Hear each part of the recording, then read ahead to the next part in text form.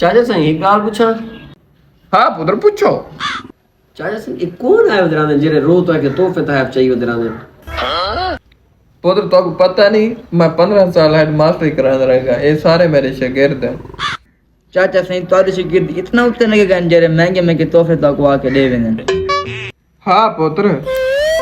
चाचा साईं क्या करे तुम सब तो दसवा? पुत्र एक बंदा डिठा उसे चुंगी ते जरा सावे कपड़े पा के। चाचा साईं ओ तो पिंदा नहीं खड़ा होता। पुत्रो करोड़ा ना मालिक है। चाचा सही बाबू एक को फकीर है। पुत्र बिया फाटक ते खड़ रहा सही ओ बात पिंदा होसी।